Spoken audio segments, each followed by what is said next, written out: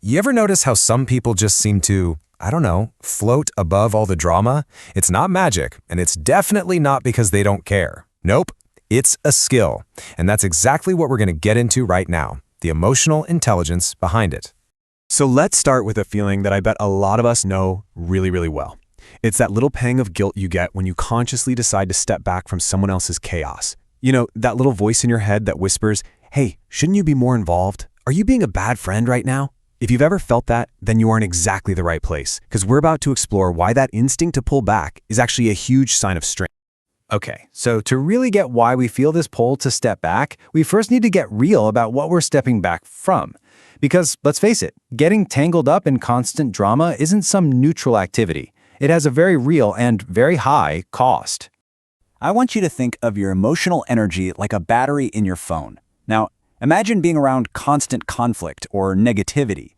It's not just in your head. Your body's stress response actually gets triggered.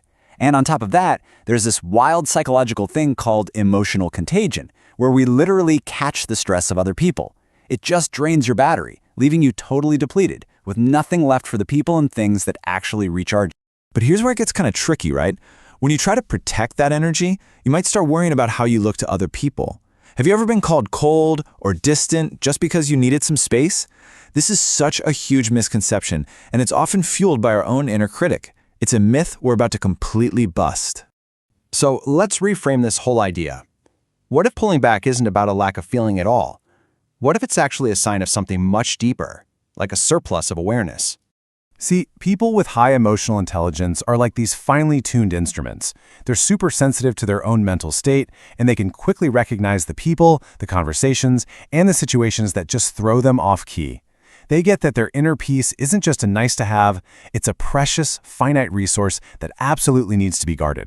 And yeah, there's actually a name for this skill: emotional energy conservation. And listen, this is not some passive retreat. It's an active, conscious choice to build a fortress around your peace of mind and just not let it get drained by things that don't serve you. Plain and simple, it's a powerful form of self-preservation. Okay, so if this is a conscious choice, how do we actually make it in the heat of the moment when we're feeling all this pressure to jump in? Well, it all comes down to a skill we can all develop: the art of discernment. Let's be honest for a second, though. Is protecting your peace just a nice way of saying you're avoiding tough situations?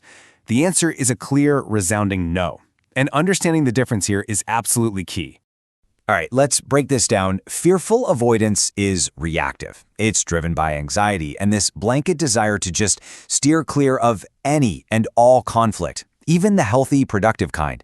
But wise discernment? That's proactive. It's a response, not a reaction. It's not about avoiding conflict. It's about recognizing these destructive, cyclical patterns and choosing not to get sucked into the vortex. So how does this work in real time? Think of it like a simple three-step dance. First, you recognize the pattern. You ask yourself, wait a minute, haven't we been here before? Is this conversation going in circles again? Second, you assess the cost. What is engaging here really going to take from me? And finally, if that cost is too high, you make the conscious choice to disengage. And this isn't some abstract theory. This is you politely changing the subject when a friend starts gossiping. It's deciding to maybe shorten your visit with a relative who thrives on emotional chaos.